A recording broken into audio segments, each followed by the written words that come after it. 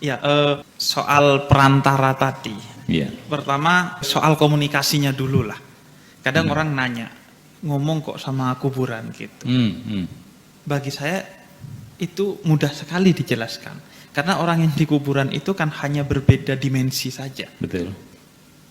Ya jangankan Allah, Steve Jobs aja bisa bikin media komunikasi untuk orang yang berada di dimensi yang berbeda, yaitu dimensi ruang. Saya bisa telepon istri saya sekarang pakai HP kok.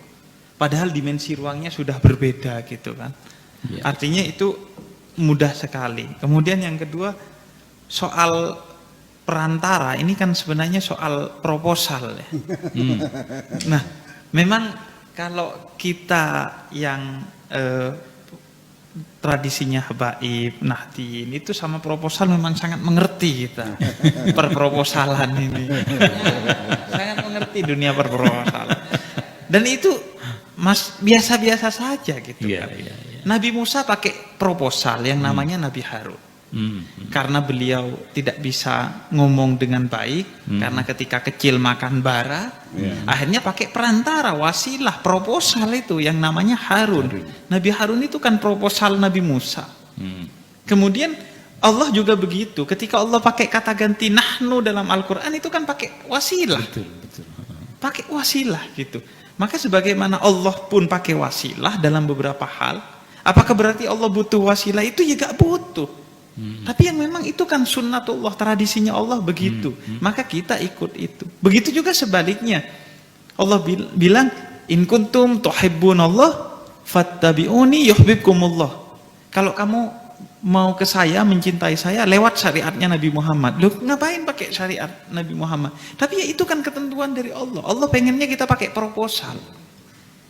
Jadi itu ini ujung-ujungnya kalau dipertanyakan kan ujung-ujungnya syafaat juga akan dipertanyakan. Ngapain pakai syafaat gitu. Nah, kita ke kuburan, yaitu kan kita lewat kekasih Allah untuk mengetuk pintu rahmatnya. Karena bahkan amal pun itu kan wasilah. Buya tadi sempat singgung, kita masuk surga kan bukan karena amal kita. Tapi amal itu mengetuk pintu rahmatnya Allah, rahmat Allah yang memasukkan kita ke surga. Artinya soal perproposalan ini saya kira ya memang itu sunnatullah. Ketentuan dari Allah, proposal itu menjadi sangat penting. Di dunia penting, ya di akhirat juga penting proposal ini. Kira-kira kan begitu. Kemudian yang kedua juga, kenapa kita melalui para kekasih Allah itu, dan proposal ini jelas aturannya. Karena itu beberapa ulama misalnya ya, tidak memperbolehkan mencium batu nisan. Karena itu bagian dari menjaga, agar kita terus menyadari bahwa kita hanya melalui mereka, bukan minta kepada mereka. Bahkan kalau kita ke makam-makam Wali Songo itu kan pasti ada tulisannya tuh, jangan minta ke kuburan. Pasti ada aja tulisan seperti itu. Itu kan untuk mengingatkan kita, kesadaran kita. Walaupun ya itu sebenarnya inherent dalam diri kita kan, pasti gak minta kepada kuburan lah. Pasti sudah tidak minta kepada kuburan kita. Dan kenapa melalui itu? Karena mereka lebih hidup dari kita. Para wali Allah itu lebih hidup dari kita walaupun mereka sudah mati secara fisik. Ya buktinya Sunan Ampel setiap hari ngasih makan ribuan orang. Ada aktivitas ekonomi ribuan orang. Iya, Sunan Gunung Jati. Sunan Gunung Jati di sini ribuan orang. Bahkan di Sunan Ampel saya beberapa kali beli barang itu di tokonya orang Arab di sana. Kemudian saya ngobrol sama mereka. Mereka itu gak percaya kepada ziarah kubur, tapi dikasih makan sama ziarah kubur gitu. Artinya ini kan soal rahmat. Orang yang tidak menyembah Allah juga dikasih makan sama Allah. Nah ini rahmat. Sedangkan saya, ngasih makan istri saya saja harus ke Cirebon ini. Harus ke Indramayu, harus ke Surabaya, ke mana-mana untuk cari makan istri saya aja. Mereka ngasih makan ribuan orang setiap hari gitu.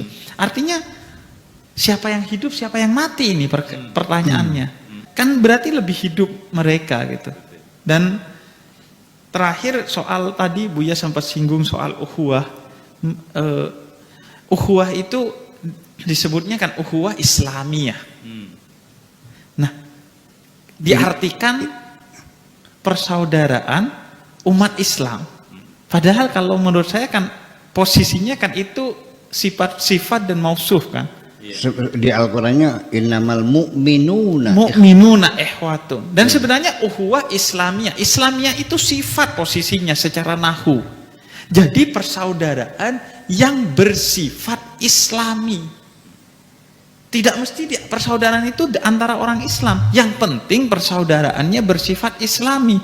Apa itu Islam? Berkemanusiaan, keadilan, cinta, tidak hianat, tidak munafik. Walaupun non muslim, kalau tidak munafik maka persaudaraannya Islami. Tapi walaupun sesama muslim, kalau urusan proposal dia gontok-gontokan seperti di Timur Tengah, ya itu tidak Islami persaudaraannya. Makanya itu saya rasa kita harus kembali kepada surat Mumtahanah 7 dan 8 bahwa mari saling berbuat baik di antara muslim, non muslim.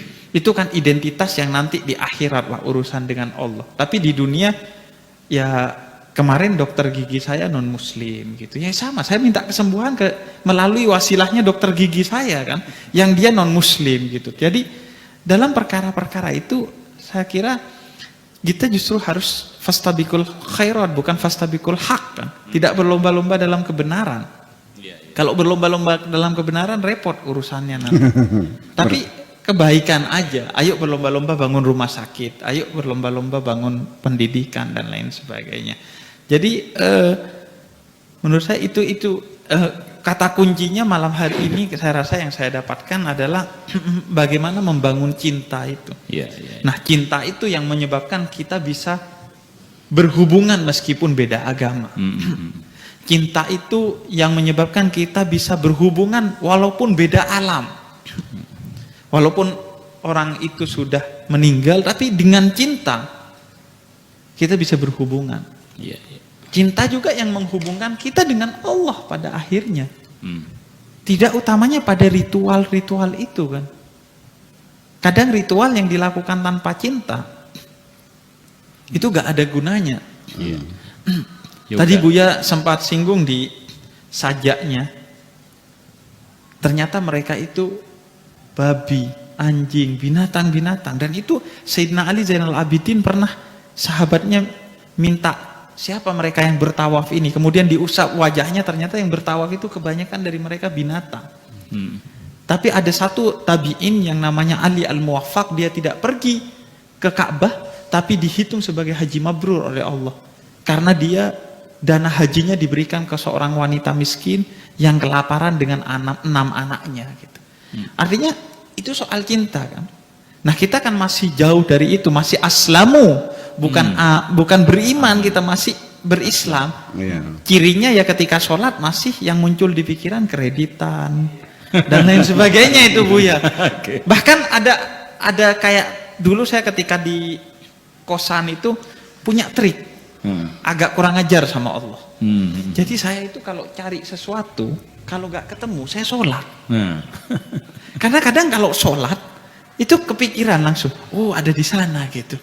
Karena ketika sholat setan akan bantu kita untuk mencari sesuatu dengan mengganggu. Nah ini setan pintar, kita harus lebih pintar dari setan. Ya memang ini sholat sengaja kok buat cari sesuatu. Akhirnya setan kasih tahu. Selesai sholat tapi setan bikin lupa lagi itu barang. Jadi gimana ya?